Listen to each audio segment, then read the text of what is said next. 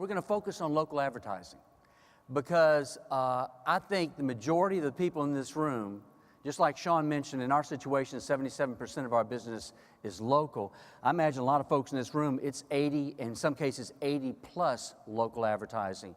So this is going to be a time where we're going to focus on that, and we're going to do something unique because we're going to talk to national advertisers who advertise locally. So I'm going to introduce to you the panel. The first member of our panel is a director of the West Region Media and Commercialization, Coca-Cola North America, Heather Thompson. Heather, come on. Ooh, you're watered up, aren't you? Oh, thank you. Thank you so much. Our second person is the Executive Vice President, Creative Director of BVK out of Milwaukee. Good to see you, buddy. And this is interesting because he's a creative director, all right? Not just a buyer, he's a creative director, so we're going to get a different reference from him. And then the Senior Market Manager of H&R Block, Brent Boydson. Brent, good to see you. This guy had to make a sacrifice because this is a bad time to be outside of H&R Block right now.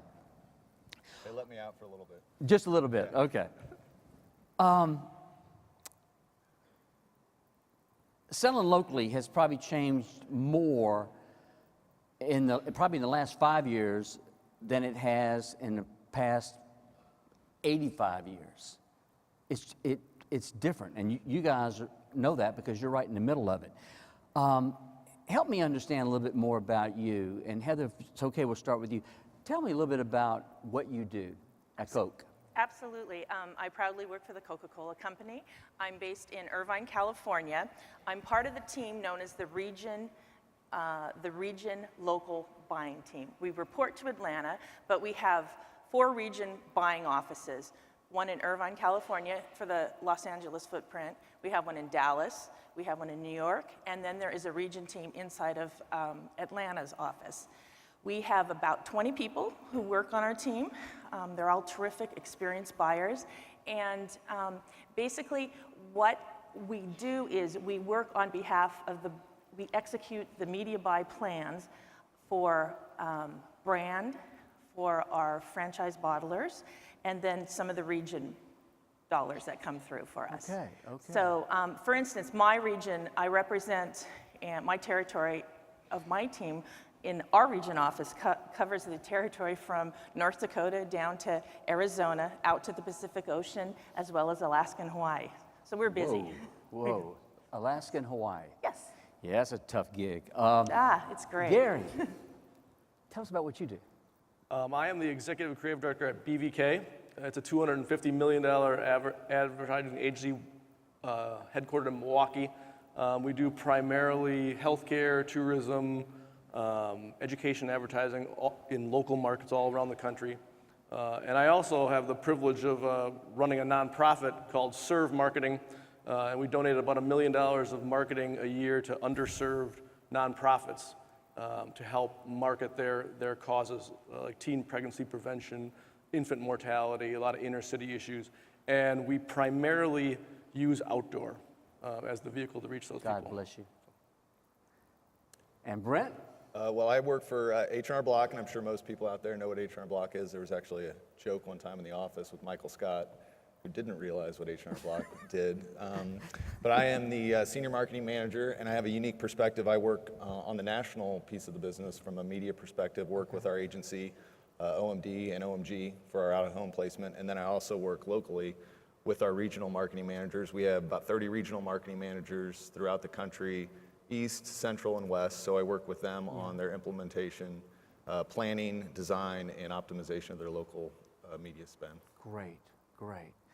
Okay, so I know you're probably expecting me to start asking you questions about out-of-home right away, but I want to kind of start off with what is probably most important to you, what you need more than anything else, and that is,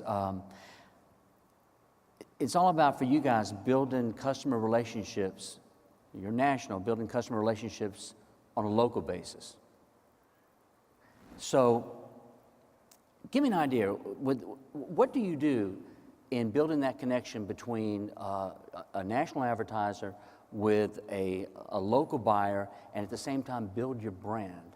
How do you go about doing that? We have some really great examples of doing just that.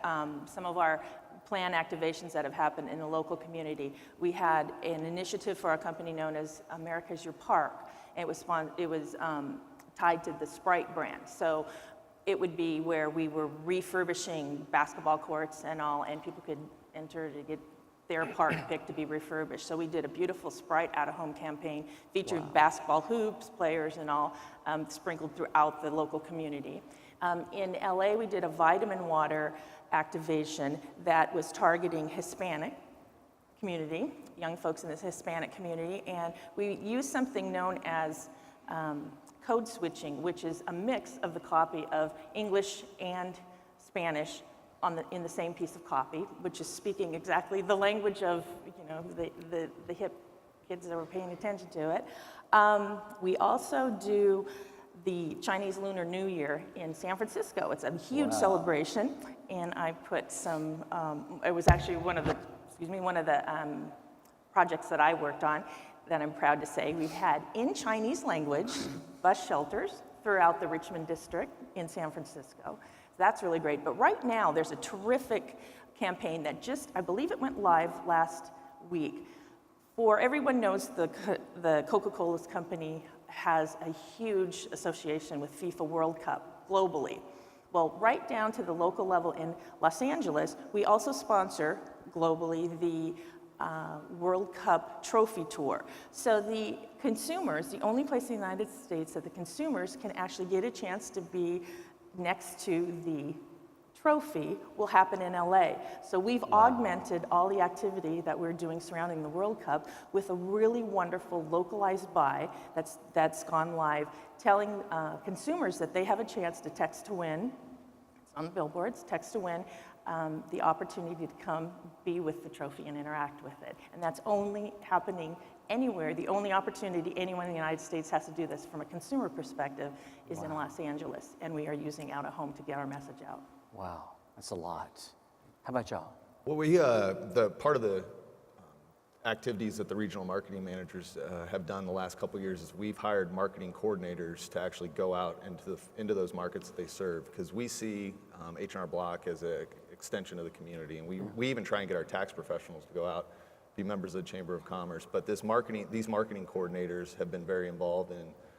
We have wrapped cars that have the "Get Your Billion Back" message on there. Yeah. So they're getting involved in local street fairs, is it St. Patrick's Day parades, those type of things, where we're really trying to be more involved in the community. And out of home is a big piece of that, along with other levers that we pull. Great, thank you, Brent. How about you, Gary?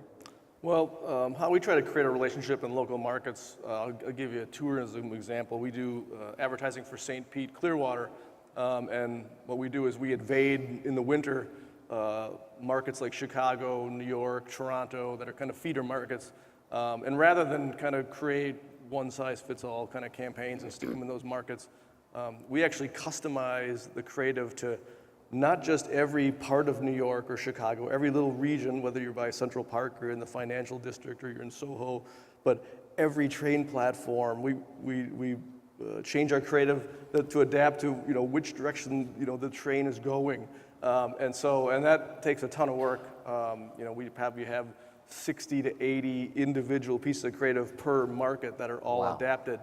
But it really localizes it. And the last campaign we did is called "I Need Sun," and it was really it was one of the most successful campaigns we've ever done. Obviously, the winter vortex helped a ton. I think that's how it takes a lot more work creatively. But that's how you really kind of make a better connection than our competitors that are out there. That's great. That's great. So those are the soft questions, okay? Now I'm going to ask a question that, like everybody out here would love to ask if you were sitting in this chair. And I think probably the way we would ask it is, with like 300 different choices on cable television, with the fact that there's Netflix and Hulu and Crackle, the fact that Time Warner is now sending their signal through the Apple television, and the fact that everybody in here has got multiple DVRs and are recording everything and just watching what they want. And despite what Nielsen says, we probably do fast forward through the commercials even within that 3 days because we know how to work that remote. So knowing all that, how do y'all decide what media that you're going to use? How do you evaluate all those media options? I'll jump in there. From a local perspective, since what we have kind of the real, a bit traditional of, we have our national campaign up top Right. that we are pushing, through national television, cable, those different media vehicles, where when we get down to the local level, we really are focusing on from an office by office location. Also, when we get into the different regions, Yeah. the cost is a big factor of what's affordable. And the struggle we have also is we have literally, tax season, you figure from IRS keeps delaying the e-file open. So truly, we have about 3 months to make our entire, Wow. Yeah, you've got a window. we got a very tight that. window, so we have to be there, we have to be timely, we have to be out there, we can't have delays, which, helps factor into some of our decisions as well. But we have a myriad of options when it comes to it, and locally we just have to really focus down on what's going to drive our business, and we continually look at that to try and figure out what's the best marketing mix on a local level. And I've seen that, with you and Coke. I mean, y'all really drive it down to the local level as well. Now, here you are a creative director. You're in Milwaukee, and you're right in the middle of it because I know you're not seeing a lot of media reps, but you can hear them, right? You can They're out hear them there. out there in the waiting room. Okay, so how do you do it? A lot of our clients are kind of David and Goliath kind of stories. So we're we'll have a small national brand going up against a brand with 10 times as much money. And picking outdoor as your kind of big core medium of choice is simple because I think it's still the one medium where you can make so much noise. A lot of our campaigns, I'll give you an example. The average outdoor campaign we do has news stories attached that earn at least 3 to 5 million earned media impressions on top of the outdoor that we buy. Wow. So every campaign we do something really interesting, provocative. The St. Pete campaign was just written up in the New York Times. That's no problem. We'd love to get your outdoor written up a lot, promote it all the time. But just the earned media alone that we get from our campaigns just adds value to outdoor. Great. How about you, Heather? Well, being from the Coca-Cola Company, I just have to say that the answer to that question varies dramatically, brand to brand. There are a lot of factors that go into market selection, what type of media we're going to use, and all that. And staying aware of all the trends and all the options is extremely important to the region teams, as well as everyone back in Atlanta, as well as all of our planning and other agencies that are involved. There's so many options for the consumers right now. They can be served an ad right in the palm of their hand, but there's something about a 14 by 48 that's hard to miss. So it's always Yeah, nice. we keep singing that too. What can we do? What kind of information that can we bring to y'all that will make your job easier and hopefully increase the likelihood that you'll use out of home? Well, my answer to that, Be gentle. with 30 Okay. years plus of experience in media, buying, planning, directing, and all, I'd have to say my answer is definitely a housekeeping answer to that. There's some simple things. Granted, as we all know, I work for the Coca-Cola Company, but a lot of our out-of-home campaigns are Coke Zero, Diet Coke, Smart Water, Minute Maid orange juice, different brands. You need to know your client and understand that regardless of what the parent company is, we're working on a submission, Yeah. everywhere from the submission of an RFP to the contract signing to the handing in the POP and the invoice. It's the simplest thing in the world. Make sure that the brand is on it, not just Coca-Cola. It's so simple and so elementary, but it really holds us down. We work on multiple markets at the same time, and so that's one of the things. Another exceptionally simple thing is limit your file sizes. I know that some of the larger out-of-home companies are using websites where we can access a lot of your information all. But for all of those of you sending us files in our inboxes, if they can be just a little easier to control, those file sizes do get out of hand quite rapidly.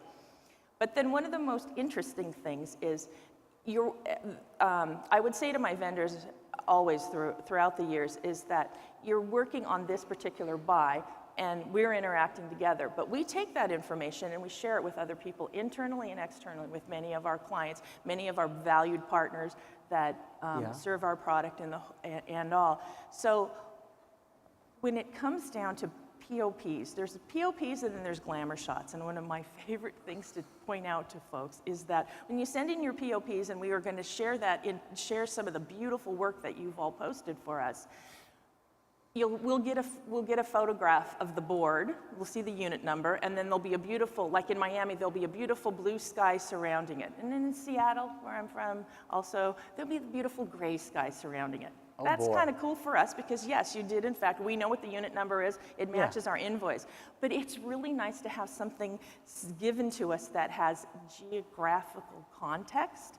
So, like, take a little wider shot and let me know that that board obviously is in Rapid City, South Dakota, or it's a board in San Francisco, something that we're able to share, because what we do is we share that internally, and it energizes our folks to say, wow, we've got a great posting going on. That's our creative. And that's what it looks like here locally in our own town. Yeah, So that's very meaningful to us. Okay, okay. I would say just from the proposal end of it, since we are working with the regional marketing managers that are out, usually when we're putting the buy together, it's November, December, right before tax season. And they're out in the field traveling quite a bit. So I'd say the biggest thing is if you use technology to your advantage, use interactive maps. I mean, Google Street Views are just amazing these days. If you can find a better way to implement those and make that part of the proposal, because what we do a lot of times, we'll review it, we'll forward it on to them just so we're working hand in hand with them. We want them to know where their locations are going to be, give them an opportunity. They're the market experts to some degree as well.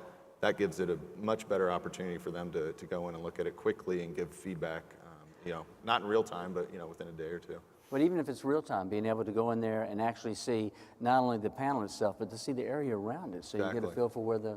And We've the done vegetation. Yeah, vegetation. Yeah. The landscape. Okay. How about you? What do you think, Gary? I want to see more problem solving from you Oh, guys. now you want us to think. Well, I'll just put it out there. I've had probably about 50 campaigns rejected by y'all in the outdoor industry. But a lot of times, it's been rejected 1 or 2 times, but then we've been able to figure out on our end a way around the issues that you have. And instead of being so fast to kind of say, no, something can't be done, and we've done everything from scratch and sniff dirty diapers to smoking billboards. And a lot of times it's just in how you solve the problem. Yeah. Like the last guy said, don't be afraid to fail, push things. We know this, we know the ordinances, we understand all the different levels of how far you can push the creative on stuff. But I'll give you a great example for teen pregnancy. Okay. We have this amazing campaign. We've been Milwaukee has the second worst teen pregnancy rate in the country 8 years ago. And we've done 25 separate campaigns over the last 7 years to teens to show them how difficult it is to have a baby as a teen. And we've done everything from punk people promoting fake movies that they then go to a website where 100,000 teens go and get a movie trailer that's actually a PSA about how hard it is to raise a baby as a teen, or fake campaigns that ask people to, for a good time, call a number, and then when you call that number, they get a young woman and a baby crying in the background and says, so you want a good time, huh? I'll tell you what a good time is. Changing 14 diapers a day, that's a good time. Getting up in the middle of the night with a screaming baby, that's a good time. And then it goes on to tell you that maybe you should think twice before having a baby as a teen. 14,000 people 14,000. called that number. About half of them came right out of here. That's right. Yeah. But at the end of the day, a lot of the campaigns we did were rejected, and then we were able to figure out a way to still bring them up. But the power of the campaign is so unbelievable. They reported last fall that after 7 years of advertising with you all, teen pregnancy is down 50% in Milwaukee. Wow. The White House actually honored us last fall That's And how you know it works. and it's all thanks to you guys. We work with Lamar and Clear Channel in Milwaukee, and they're just incredible partners, and they do so much to help us get the message out to teens. So the power of what you all have in your hands, I mean, it's unbelievable. And you guys do that free. We do it all right? for free, That's yeah. all pro bono. Yep. Yeah, that's remarkable. And so what I'm really hearing is we probably need to hear you all the way before we tell you can't do that, right? I mean, we need to work with you. And obviously, if you're able to go back and figure out how to do it, and we couldn't, then we're not being very cooperative. And if we really have a partnership, we should want to see you succeed with that. Yeah, okay, I understand. How about ratings? Out-of-home ratings. We've spent a lot of time, a lot of energy, and a lot of money to be able to draw a much better comparison between out-of-home to television to radio to print. How important are ratings for you in when you look at advertising opportunities? I mean, it's helping level the playing ground. I wouldn't say it's the make or break for Okay. some of the things, since we are looking local. Sometimes we're looking at directionals and other reasons why we're buying, but it definitely is a great way to figure out how it compares to other mediums. So I'm happy Yeah. that it's come Well, with along the way. H&R Block, a lot of times when you're supporting those local, I don't think the term franchise. would We be have the- franchise You do? offices, local Okay. offices. So the directionals really help the folks to get to the office itself. It That's- can, you're doing the transaction once a year. You're Yeah. not going there it's not, like McDonald's or fast food, you go there once a year, especially if they have a relocation. Yeah. It definitely helps with that. Yeah. But yeah, no, and we work closely again with OMG.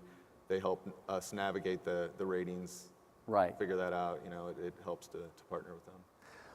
Now, what about at Coca-Cola? Oh, very important, because we are judged on the potential return of all of the budgets that we spend. Really? And so we need to know how to describe what the ROI is going to be. And definitely ratings across all mediums are a very, it's a standardized way to basically judge our performance. And also, but way before that, make decisions in advance, because we basically have the viewership and all. So it's really important, and it's great that the out-of-home industry is moving proactively in that direction. Some people may say catching up, but it's a lot At of least work. we're It's a there. lot of math, but it is very important to be able to explain why.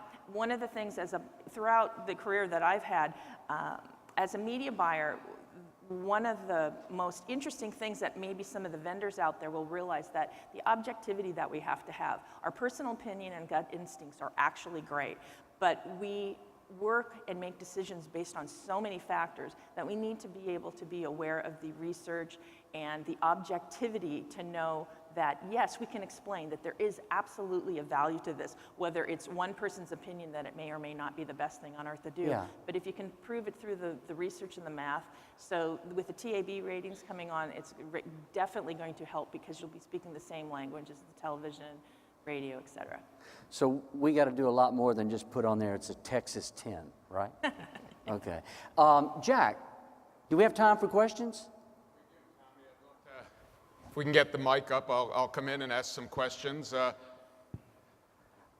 friend Rick Servidis. This is your one opportunity, well, not your one, but it's an opportunity to ask some national and local advertisers how they make those decisions. Number 10 up. Rick, Storeboard Media, a smaller operator. How many boards do you have around the country, and tell us what they are? We actually put ads on security pedestals in retail. So we've got about 25,000 locations right now. Every drug chain, Walgreens, Rite Aid, CVS, plus Family Dollar and Kmart. So representing the more independent operators here, what's the question that you want to ask to Coke, HR Block, Creative Director? What are the issues that you need to hear about? When you talk about things like ROI and return on investment for your spend, what do you look for? What's the calculation, and how much weight do you put toward just brand awareness in terms of factoring in the brand awareness lift as part of your spend? How do you value that? Thanks, Rick. Well, it's all lift, of course, if we want to sell volume, and also it's very important to that. But it also, again, it varies by brand and by market. We have some valued partners that sell our product that we work very closely with to make sure that we maximize our media spend. So it varies by brand and what the actual execution is. Yeah, and I would say with H&R Block, we have, I think, 96% brand awareness. So it's really hard, we're not going to be able to pick up a lift on our brand awareness. And when we look at each program from a local ROI basis differently, and again, they vary greatly, and it's hard to, factor out what we're doing. We're doing so much nationally, and when you get down to a local level, it can get a little tricky on factoring in what are each of those elements that you did on a local level to give you that return on your investment. Thanks. From a creative We side. definitely have you always have a mix of branding and retail promotion. And even when we do a branding campaign, we always try to have an element of mobile interaction or digital interaction that enables you to kind of engage on a local level a lot deeper. Good. Thank you, Gary. All right, now, Heather, we're going to put you on the spot a little bit because You're a boss. we have here Ouch. Ouch. we have here Be sweet. Anis Lyles, who's VP Connections and Investments in Atlanta for Coca-Cola. Thanks for being here. So when Heather comes to you, Anis, and presents an idea in out-of-home, what are the questions you're asking her? And then let's ask her a question. First of all, Heather, thank you for being a part of that panel, and I'm thrilled that you shared how important it is that the industry is moving from DCs to out-of-home ratings. I think that's tremendous. What I would like to share with you is the importance from our lens on innovation. Innovation. And innovation is a big word, just like big data is a big word today. But one of the things that we always ask each other is how are we being innovative, not only where we are, but within the messaging itself. So the question I'd have for you is, what would you consider innovative when you think about a market like LA or Seattle? And how would you approach that with one of our partners here in the audience? Thank you. Well, definitely there are different, you've touched upon something that is one of the unique ways when the region teams get on a call.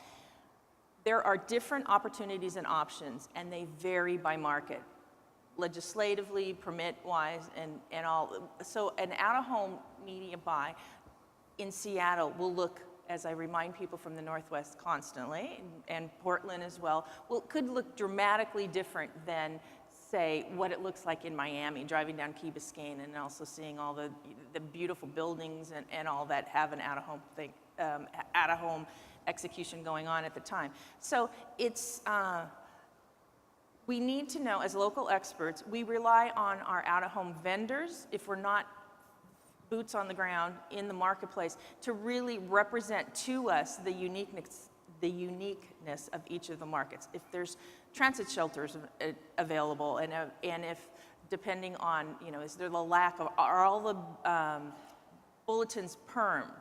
Because it does vary by market, and so we really try to be innovative and know that we're providing enough options up front to be able to incorporate what's locally important within each of the plans. So you notice that they do vary across the region, how they're actually executed. And that's our job to know that, but it's a wonderful partnership with our vendors to help teach us and know it's made available to us so that we can use those. And gentlemen, maybe you can talk a bit about how you balance innovation with also the need for driving reach, frequency, awareness, and cost efficiency.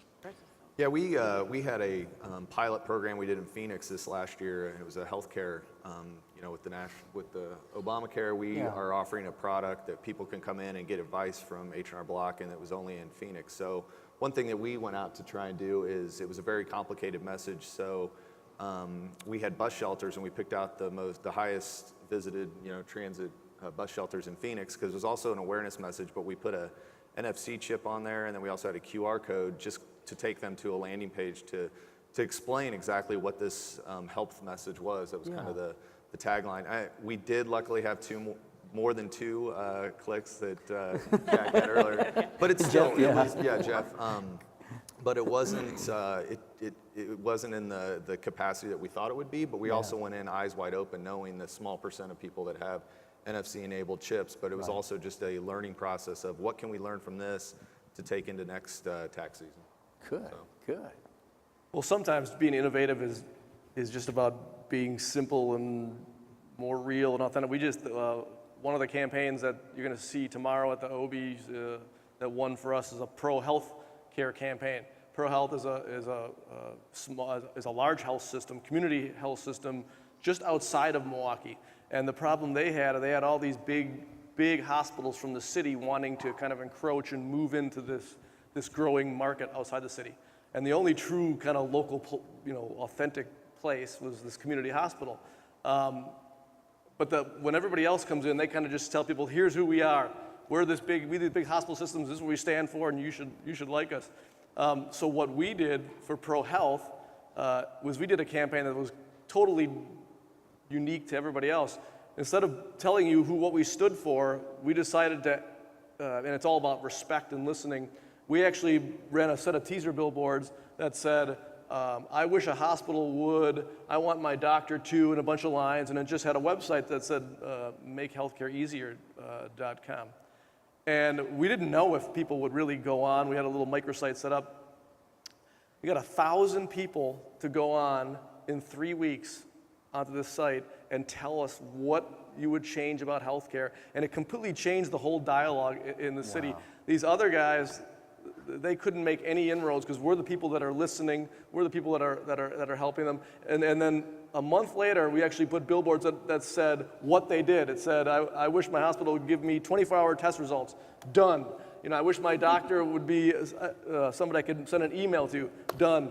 And totally changed the whole dialogue about healthcare. That would have been an incredible digital campaign too, because if you let them just go directly to fill out the blanks from their phones. Wow, that's It was terrific. scary though, waiting to see if anybody actually did Yeah, it. yeah. I bet it is a little Checking the scary. regularly. Okay, I can see you kind of creeping up the Tommy, stairs. great panel, thank you. Thank y'all so And, much.